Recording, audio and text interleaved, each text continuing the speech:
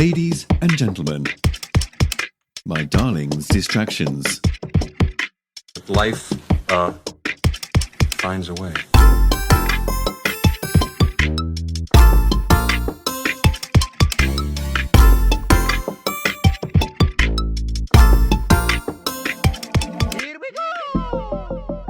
Hello, everyone, and welcome to my darling's distractions. My name is Luke, and I'm joined, as always, by my lovely wife, Deb. Hi, Deb. Hi, Luke.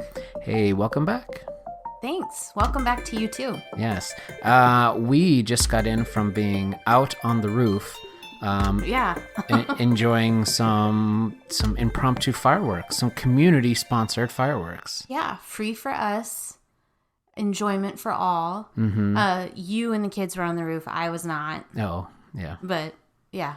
Yeah. Your statement is still true. Right. Us, as a family, if we count majority numbers, we're on the roof. Yep. Yeah. Yep. So. And it was a better view, wasn't it? It was. We had we had a view to a couple of the neighborhoods where I think somebody went a little crazy because that looked like a town fireworks display. Like a small town's fireworks display, but it was coming from somebody's house. Yeah, I guess so. It was probably like large fireworks, maybe 6 in a row. Mm-hmm. So right. That was impressive. Which, growing up in Correctionville, Iowa, would have been what you would consider to be maybe the finale of the Correctionville fireworks. Well, then there you go. Yeah, I was just telling somebody the other night, the way you would know that Correctionville's fireworks were done was they would do 3 of those just big boom fireworks. They'd have to do 3 in a row, and they'd have to do that to let you know that the show was done, because there would be minutes in between fireworks going off. You would see just a big firework, and then you'd talk for a few minutes, and there's another big firework, much like what a person shooting from their driveway would be like. Mm-hmm. And then once you saw the 3 big booms at the end, that let you know the show was done, because otherwise you may not know. Yeah, you wouldn't know any other way. That was a little bit of a funny story for me when I first met you. Like, just what are Correctionville fireworks like? So I have a quick question related to that. Deb, what's the best fireworks display you have ever experienced? Oh, I remember a really impressive one after a Tim McGraw concert at the Iowa State Fair. Okay, all right. That was probably the first just amazing fireworks display, and probably because it was after just a really good concert. Okay. And I was with some friends, and I don't know, it was magical, probably. But also, like, Disney. I mean, you can't compete with those things. But if you're talking about a town, firework, like 4th of July specifically, maybe, do you remember the one in Cedar Falls? I do, yeah. Shot off from by the Campanile, right?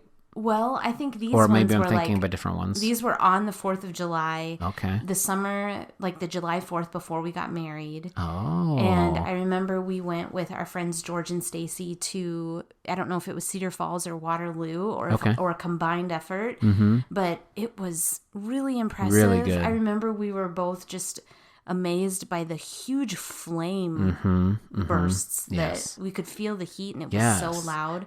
That was great. Yeah, I do have that memory as well. That was the year, or there were a couple of years, I don't know whose idea this was, but there were a couple of years where, the firework, one of the main big fireworks would be just this giant flame explosion. Yeah. Much like, like a tank of gasoline just exploding. And you could be sitting, 100, 200 yards away and feel the heat rush across you as it exploded. And I'm sure they just realized that's just got to be killing people. I don't see those anymore. No. Do you? No. It was only a couple of years. Yes, I think they only made it a couple of years, and I'm sure, sadly, probably a few people had to die before they had to realize this is a terribly, terribly dangerous firework.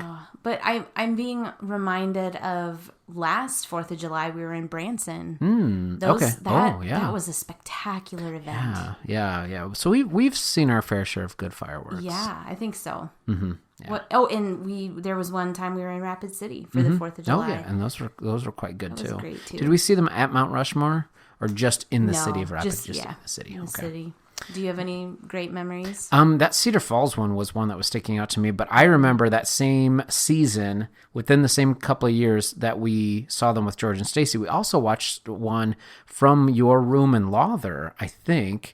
And what I remember is watching them shoot off from campus by the Campanile. It was a homecoming fireworks display. I was going to say, I think that was probably homecoming. Mm-hmm. But they did the fireball thing, and I remember feeling the heat through the window in your room. Like through the screen. Yeah, well, I think that, I imagine probably this, do you think it was just a screen, or did we have the whole window closed? Oh, I'm sure it was open. Okay, well, anyway, just sitting in the room and feeling the heat pass through the room. Yeah. It's pretty wild. It was wild. So, anyway, happy 4th of July to those of you, if you're listening, whatever part of the year you're listening. I hope you had or will have a happy 4th of July. Yeah, and I think we might be a little remiss if we didn't say that maybe our best 4th of July ever was the one where you came to visit me. Oh, yeah. Before we had even started dating. No, yeah, this was just as a friend. Yep.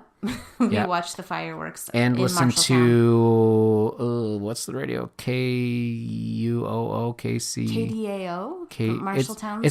It's whatever. We listened to the oldies on the way there. Oh, KIOA. Mm-hmm. And then once we got to the place where they shot off fireworks, I think there was a local station that had music that played along with the fireworks display, right. if you will. Many of my siblings were there. Yeah, Amanda it was a big crowd. Lived in town. Mm-hmm. Paige was probably there. Probably, yeah. I don't know about Matt. Matt might have been in Colorado or something. No, it was. I don't know the timeline on that. That was very memorable. Listeners, that was the summer of 2003. Yeah, correct. So you can do the math and figure out where you were, Matt. Yeah, that's right. And Steve. All right. Well, so we are going to jump back into things here. Mm-hmm. This week, I would like to talk about the TV show The Simpsons. The Simpsons.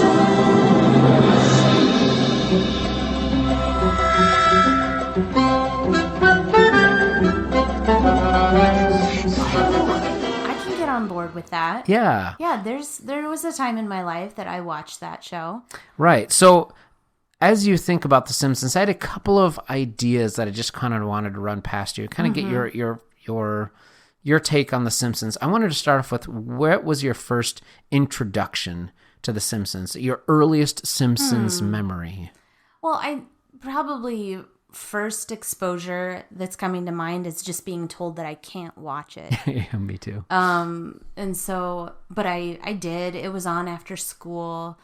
Coming home from school, I think that would have been 80... 88, 89, 90. So I don't know when it first started, but I feel like these were early seasons. Right. And it wasn't every day, but there was some exposure there. And I probably had semi-regular exposure to The Simpsons through high school. Okay. And then not really very much until I met you. Right, right. Mm-hmm. Yeah, I would say my experience with The Simpsons is pretty similar, where I started by basically knowing it was off limits. I had a lot of TV that was off limits, which is fine. I think that was wise of my parents to restrict some of that. Mm-hmm. And so I did not get into it until I went to college. And for some reason, I don't know how, but I stumbled across a bunch of downloads of The Simpsons. I think part of it was one of my first seasons at camp. There were some people there who really liked The Simpsons and talked about it all the time. And so I kind of got introduced to it that way. Yeah. And then I kind of, in getting introduced to it, I stumbled across, like I said, some sort of a download or some sort of just a file folder. File sharing. Yeah, somebody on the UNI network shared this file folder of UNI, or of Simpsons videos. And so I got them onto my laptop, and eventually it became something that I used to just spend time with you. I remember that a few times. It wasn't a regular occurrence, but hey, you want to watch an episode of The Simpsons? Yeah. And probably it was because I think I had that and maybe just a couple episodes of Mystery Science Theater 3000, and you probably felt better about sitting through an episode of The Simpsons than a whole movie. Yeah. Plus some. I remember I would just set up my laptop or my computer at the PL, at the Promised Land, and we would just watch an episode of The Simpsons or two. Yeah. And I think you suffered through that. Well, I had seen most of them already. Okay. So because they were old episodes. Were you seeing them for the first time? Oh, well, yeah. I only had a handful of them, and so I think I had seen those a couple of times. But in general, yes, most of them I was kind of seeing for the first time. Yeah. And so for me, it was the sort of thing where I was just enjoying kind of the clever humor of it. I've always been a fan of just like using animation to tell, like, not like adult, but just more grown up, like comedy and things like that. Yeah. And so I always appreciated The Simpsons for that. Yeah. So Deb, you've watched The Simpsons kind of throughout your life, but another thing that I know that you've had some exposure to is Simpsons games. Yes. And so I kind of want to get, what's your history of gaming with The Simpsons? And maybe before you jump into yours, I'll share mine. Okay. I've got basically two. There was an arcade cabinet just called maybe The Simpsons.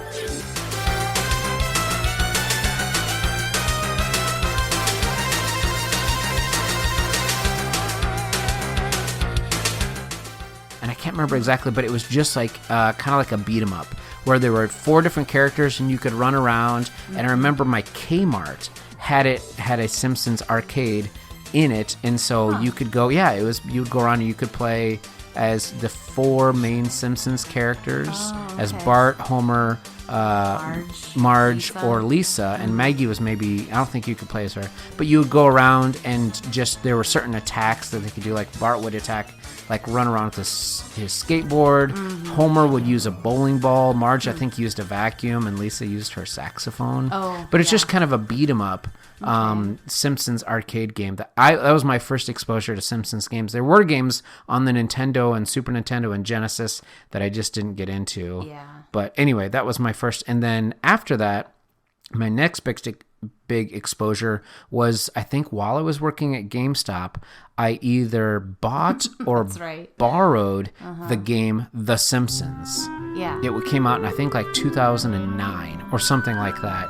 It was a new release, and it was just a Simpsons 3D platformer kind of or like a hack and slash beat 'em up game. We'll check it later, but I want to say maybe it was 2008. Oh yeah, you might be right. Or 07. Yeah. Anyway, I remember that game. Mm-hmm. I think you might have beat that game. I think we played through it together. It was pre-kids. We were teachers. Yeah, it was summer. We had nothing else to do. Yeah. That game, you were able to play that game kind of gauntlet style. Yeah. Where like characters that you were trying to defeat would come out of like these generators. Yeah. And so you'd have to get all of them, That's and then right. eventually make it to the generator, the thing that was producing the enemies. Then once you beat that thing, then you What's that you can kind of move game on. called that I like? You just go into a room and you just push A. I and mean, you just, hack like, and slash. Kill things. Yeah. Okay, yeah. I can handle that. Yeah, you just like tapping A, going into a room and cleaning it up, or like the Lego games, cleaning up all that stuff. Yeah. Those are great. Yeah, so those were my 2 big exposure to the Simpsons. And then I'll let you do now. For you, what sort of interaction with you had with Simpsons video games? Yeah, the first one would be that one that you mentioned that you got from GameStop. Then we were late to the party with iPods, phones, right? We were late to this party. We shared a cell phone. Right. After we got married, we both got our first cell phone. This would have been in 2004, and we shared it. Because do you remember that? Yeah, I think it might have been a Windows phone. We were together all the time. We worked in the same place. We went and got our first jobs with one cell phone between the two of us. Right. And I remember specifically there were people that like didn't call because they needed to get a hold of you, but I would always answer. So like they emailed you instead. But then you brought home an iPod and you were like, hey, look at this Simpsons game. It's called Simpsons Tapped Out. And I didn't really know if I would be interested at all because it's kind of, in my mind, it was like that garden game where you like plant things. Kind of like Farmville. Yeah. That was big at that time. And so I didn't really know, but I did start it and it just sucked me in. It still has me, but it's one of those things where I'll log in, I'll check on it once a day. Summertime, obviously more, maybe 3 times a day. But they have little like events. They have events that they'll do for holidays. and you can earn donuts and things like that. Okay, my one complaint with that, though, is that you're constantly collecting money from these buildings. I have all this money that there's nothing I can spend it on. They probably want you to spend real earth money, like human money, to get the things that are really good. Yeah. And so there's another question. Deb, have you ever spent money on this game? Oh, sure, yeah. For a long time. So this was, what do you think? This was like in 2008? So this game, I checked, this game released in 2012. Oh, 2012. Boy. Is that because I remember getting my own iPhone, and then one of the first things I did was play this game. So that's just, we were just really late to that party. Yeah. But I took a lot of pride in not spending any money on this game. I just played it. You played the free version. Yep. Yeah, it's free to download. Yep. But it was probably about 2 or 3 years ago that I was like, you know what? I've never spent any money on this. I would kind of like to have and you'd this put a lot of time into it by that point. Yeah, so I did. I broke down, and I'm kind of ashamed about it. No, you're fine. Yeah, I think what you're doing is very like admirable, and actually I think people would call it healthy. The way mobile games work is they work on the way they try to get you in the door with free, and then they obviously need to make money somehow because they have to. And sinker. Yeah, they have to like pay their developers, they have to pay their artists, they have to pay everybody. So what they do is they will then introduce like these microtransactions, these small transactions to get money. Yeah. And so I've known a lot of people who like it's a very responsible thing to do to be like, hey, I've put in quite a few hours to this. I've gotten kind of my enjoyment on it. I'm going to go ahead and put in some money to something I enjoy. And, and it's not getting sucked in. So there's a term for people who spend a lot of money on mobile games. They're called whale. Like a whale. Okay, yeah. So that's a person who buys a game like Simpsons Tapped Out, but then spends thousands of dollars. That's kind of crazy. Which is possible. I mean, the game won't stop you. It's not hey, buy everything. You get everything. Click this and spend, $60 and you get the whole game. No, it's not that. It's like you could spend thousands upon thousands of dollars. There's always something new that they're offering. So it used to be that they would do these events every holiday. Now it's like they'll do an event all year long, and they'll maybe wait a week in between events. So if ever there's not something special going on, it's kind of boring. Like you could just check out. And if there's an event going on, there's exclusive stuff that you could unlock or spend money on or things like that. New buildings, new characters. Yeah, so your Simpsons game, The Simpsons Tapped Out, is it's like Farmville, where you're kind of getting money and planting, buildings, if you will, that give you resources. But part of it is just like a city builder. You just get the joy out of collecting characters and collecting characters in different costumes, and then also placing down buildings to make kind of an aesthetically pleasing Springfield. One time, this would have been in our old house, probably within the first few years of having the game. It was kind of late. I'm a night owl. It was kind of late at night, and all of a sudden, there was a glitch in the game. And it started giving me all of this premium currency, which is donuts. Right, yeah. They gave me many, many, many donuts. Right. And I remember, like, you were asleep, and I was like, what is going on right now? This is crazy. Right. It was really exciting. Yeah, but then I thought you said that you even shut it off, turned it on the next day, and it was still giving you more? Or something like that? The way I remember it is I was like, I know as soon as I stop and turn this off, it's you're going to lose gone. It all. So eventually I just had to be like, I just need to go to bed. Because I don't remember what it was that I was doing, but I found out how to just keep getting more. And then I just had to be done. You had to quit doing whatever it was that gave you your infinite. So if you were to guess, how many human US dollars worth of donuts did you get? Did I get? Yeah. Oh my. Did you say it was maybe thousands of this premium? I think you get like 130 for $10. Wow. Or maybe it's $5 and then it jumps like 300 some for 10. 300. So if there's you get 300 donuts for $10. And how many donuts do you think this glitch got you? I might have gotten, I don't know. It would be a wild guess. Okay. But I think it was at least 1,000. Wow. But yeah. Right. So I mean, like that's 30 human dollars worth of premium currency in this game. It was incredible. Yeah. It was the night I'll never forget. Yeah, it was. Maybe the best night of your life.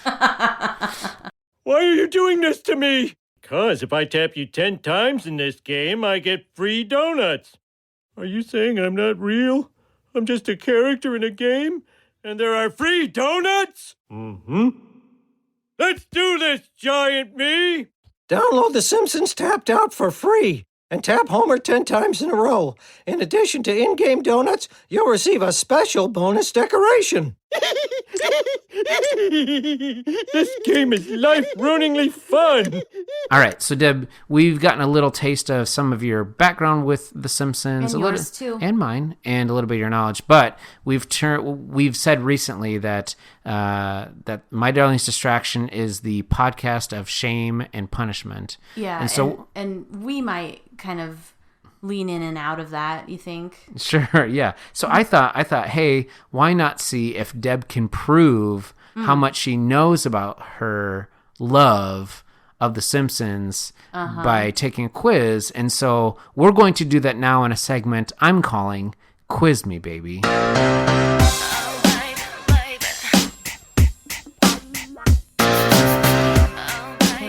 I think I'm ready. All right. So, Deb, this is going to be a simple 10-question quiz. Good. And all you have to do is identify a character of The Simpsons by their voice. Okay. That shouldn't be so hard, right? I don't think so. No, I wouldn't think it'd be hard either. I will say, now I did a little bit of research. If you were to guess, Deb, this is not for points, but how many named characters do you think there are in the Simpsons universe? On my Simpsons Tapped Out game right now, I have 413 characters. Okay, so as an example, are some of those doubles because they might be like winter versions or the Christmas version or... No, okay. Those are all just named characters. Yeah. Yeah. Every episode, they're bringing somebody on. Like, it could be Matt Damon on the episode tonight. Yes. Like, yeah. I wonder if they've ever had Jeff Goldblum on there. Oh, I'm sure they have. But, I'm going to take a guess. I'm going to say 1,800 characters. So what I have seen is there are conservative estimates, and then there's more liberal estimates. The conservative estimates are 3,200. The more liberal are like 3,700. Now, when you're talking those numbers, not all of those are specifically like have a specific name other than the guy with the glasses that looks like this. Like they don't have an actual name. Blue-haired lawyer. Exactly. Yeah. But but a lot of them are repeats. And so it's the sort of thing where you get into somewhere in the 3,000s of these characters that are like identifiable as a specific character that you will see over and over again, not just filler. So anyway, there's quite a few. So I'm not surprised by that high number. Yeah. So Deb, maybe it is a little bit more challenging of a task. I'm only asking you to identify 10 of them. Yeah. So here's what I'm going to tell you right away. None of the 10 are the main Simpsons characters. Like so the family of 5 are not included in this quiz. These are characters besides the family of 5. All right. So all you need to do is listen to this clip and tell me which Simpsons character is this. You need to identify them by name. All right. Simpsons character number 1, Deb. I've called you all here because I need some honest answers. What is my current financial situation? Great. I hear great. All right, well, let's have a look at my stock portfolio. Confederated slave holdings. How's that doing? It's, steady. I think I heard the voice of Hank in there, like right there at the end. So I will say that these almost always include some other characters, but most all of them it's the main speaker involved. That was Mr. Burns. Mr. Burns. Who I had kind of forgotten about until just now. Yeah. Do you know his Christian name, his God-given name? Montgomery Burns. Yes, that is correct. Yes. So, Deb, while we're talking here, as you've just kind of been reintroduced to Montgomery Burns, do you have a favorite Simpsons character? No, not really. Okay. No. I thought about it. No. It would be dishonest to say you do. All right. Yep. We'll see if we get to one of my favorites. Okay. Here is number 2.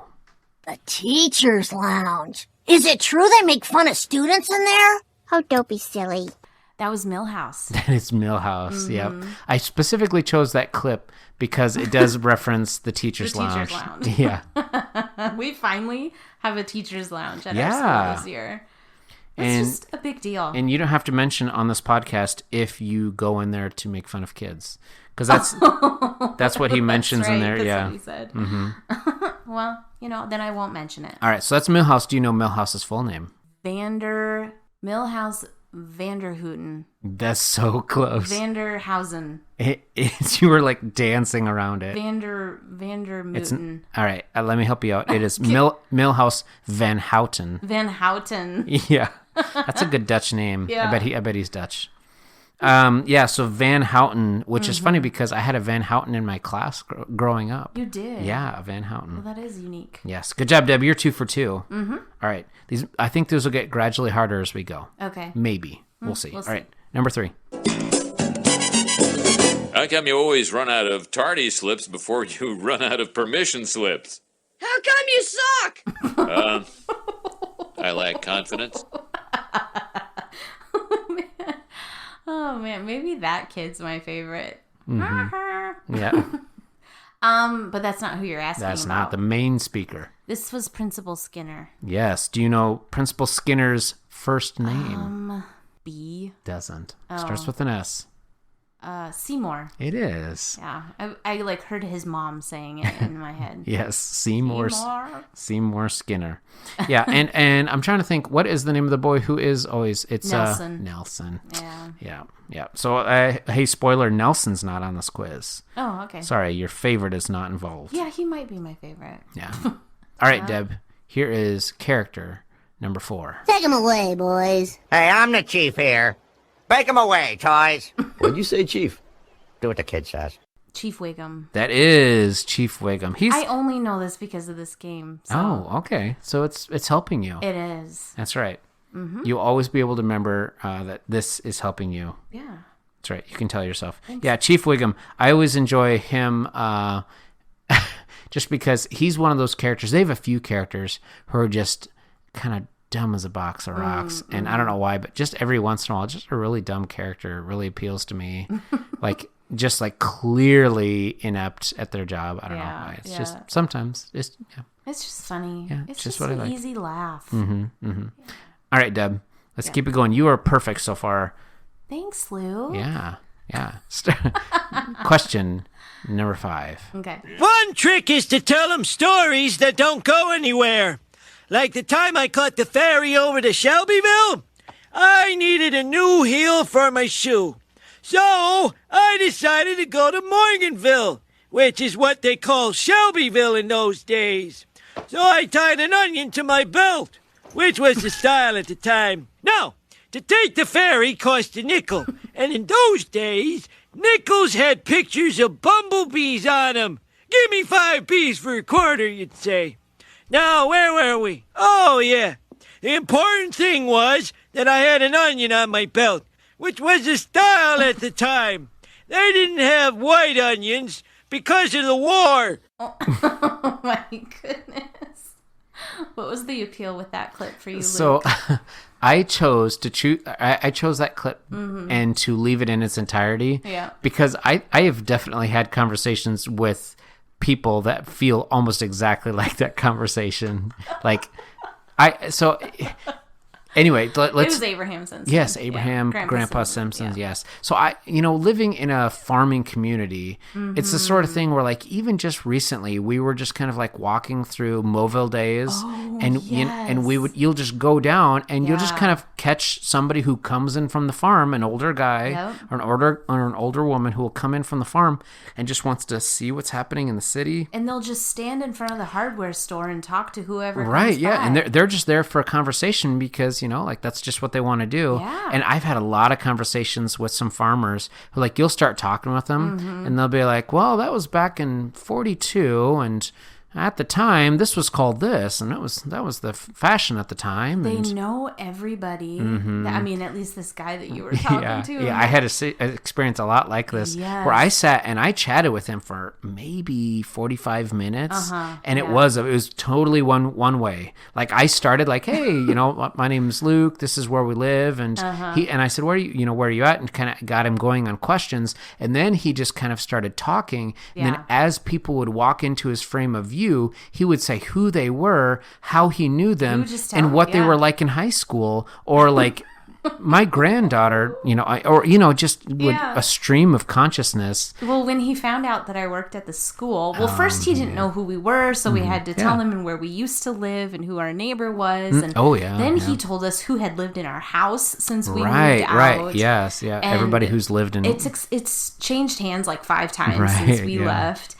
And then when he found out that I worked at the school, he was like, so what's the story about this person leaving? And so he just wanted to catch up. Yeah. So when you knew, like, when we were walking towards him, did you kind of know what his motive was? Oh, you never know. I mean, No, he wanted to chat. I mean, he was standing in kind of a chat mode. Yeah. Like it's not like he was. Avoided him a little bit.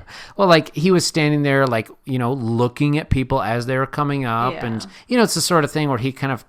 It's the sort of thing where he kind of throws in a conversation jab to test the waters. Yes, where he's testing the waters. He's like, boy, I don't know if I'd want to ride that. Yeah. Talking about some fair equipment. What do you think of that ride? And just like as soon as you take, that's what people do, though, right? that is how you have a conversation That's That's how you start a conversation with somebody you don't know. Test the waters. Yeah, but he is definitely like throwing out that hook, and then as soon as you like show interest, you like. Reels you in, and then I was there for 45 minutes. It was a pleasant conversation. It was, and at the end you're like, "But I'm happy I talked to him." Yeah, we had a good conversation. That's how I always feel. I'm like, I'm glad I had that conversation, but boy, I rarely want to start it. But whenever I hear, like, I heard that clip, and just I was reminded, and Abraham Simpson is a good example of just kind of like that, like elderly kind of just a different generation that just loves to just kind of talk through, and I bet we will be very similar. Will we? But if we are, yes. Yeah. It's okay. I mean, I think my grandparents are, don't you think? I'd like to think I will be. Okay. Yeah. Friendly, conversational, and then you just talk about what you know. Goals. That's right, goals. All right. Yes, good job, Deb. That was number 5. That was Abraham Simpson. All right, number 6. Simpson? What in the blue blazes are you doing to my hopscotching grids? I made them into a crossword. Oh, well, I'm a bit of a puzzlehead myself. They help me wind down after a day of dealing with Skinner. You called? Made reference. My mistake. I think that's Principal Chalmers. Or Superintendent Chalmers. That is correct. Do you know his first name? I don't think so. Yeah, it's Gary. Okay, Gary. Yeah, Superintendent Gary Chalmers. I just want to say that Principal Skinner, like, isn't he voiced by someone that was like in A Mighty Wind? Oh, probably. Yeah. I don't know the names of those actors, but yes, I believe that is correct. It's that guy. Okay. Yeah. And then Hank, Howdy Hank, another one from you. Yes. Well, and those are the things where, when you have an animation studio, you try to get as many repeat actors because you can get, it's a lot cheaper to have an actor stick around, do lines for somebody else than to bring a totally different person in. What's the range of your voice is probably what they ask all of their... So a lot of good voice actors have great range.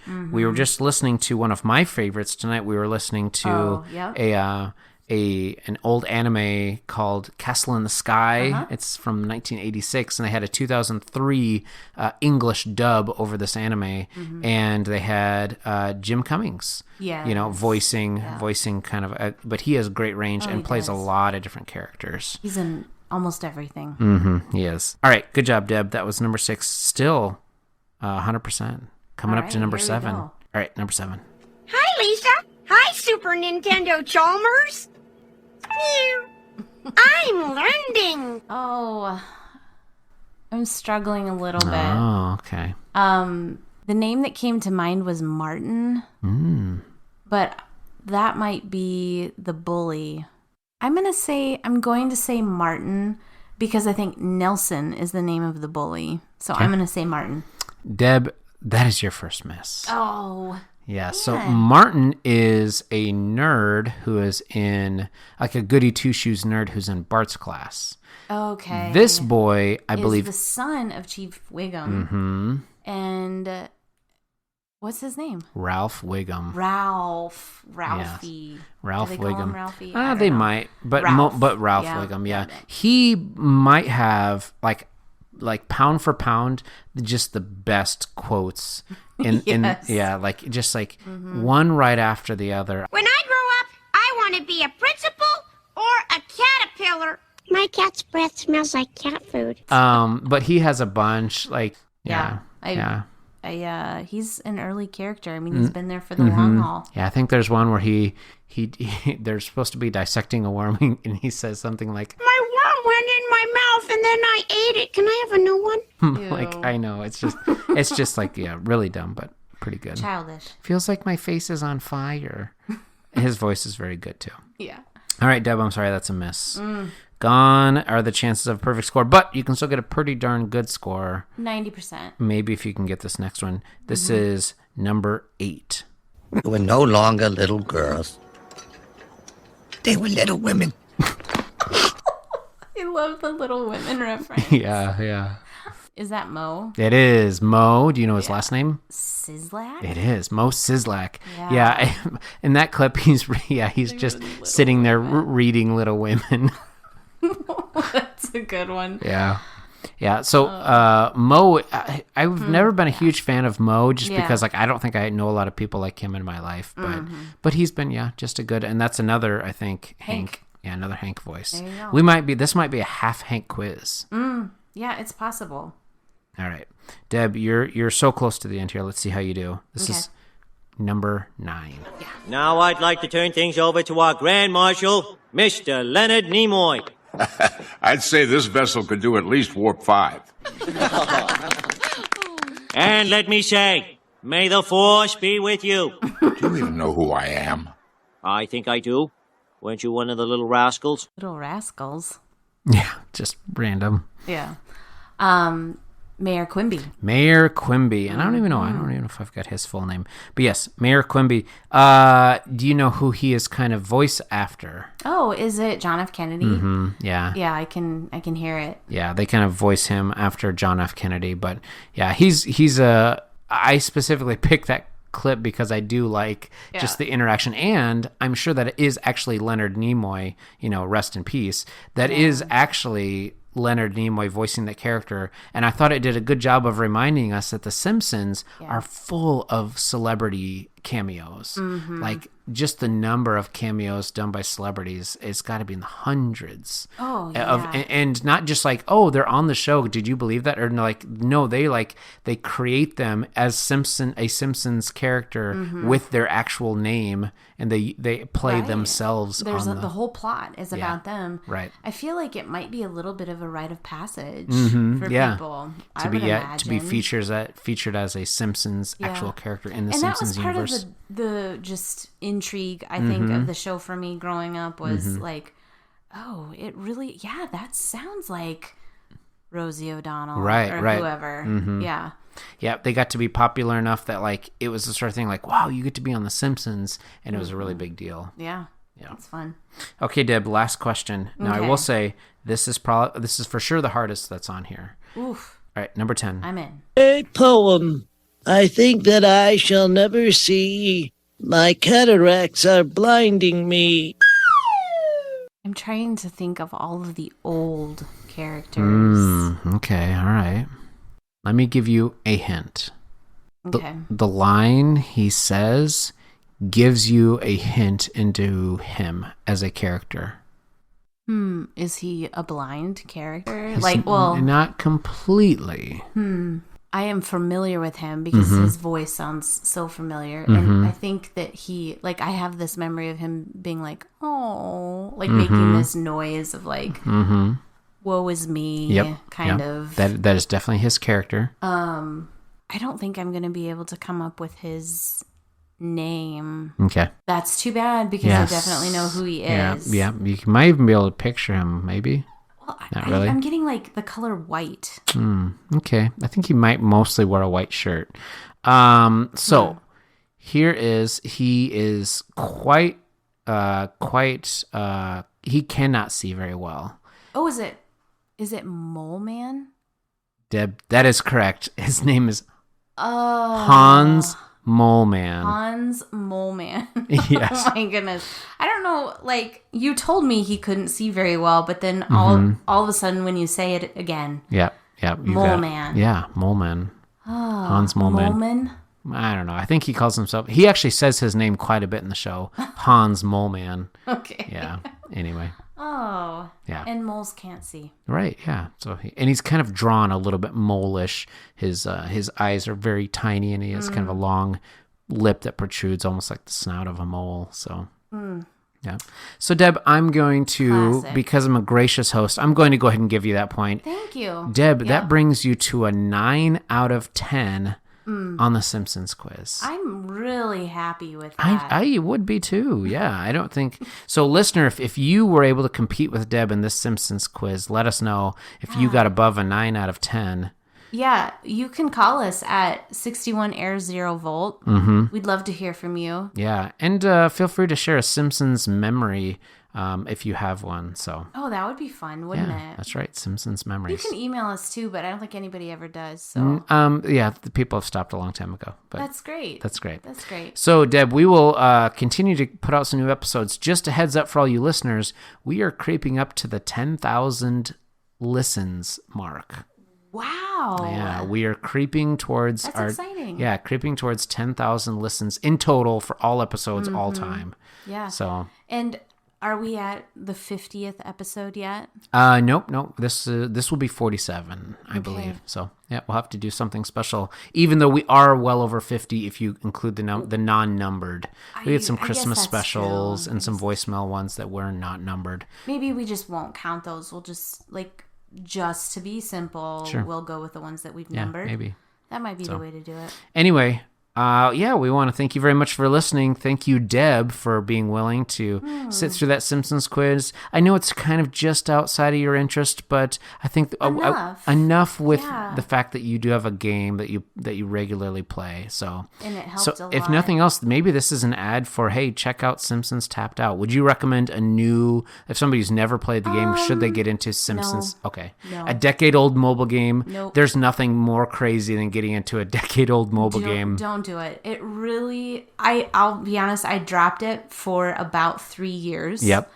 And then I was one day, I wonder if it's still there. Oh, it is. And it still had all your progress. Turns out it's a little bit more exciting with all the events. I'll probably drop it again. Yeah. No, don't do it, you guys. Don't do it's it. not worth it. All right. A glowing recommendation from Deb. Thanks, Luke, for the quiz. That was fun. Yeah. All right. Well, thank you guys for joining us. I hope you enjoyed this little Simpsons chat. And this is Luke and Deb from My Darling's Distractions. We will see you guys next time. Happy 4th. Bye. Bye.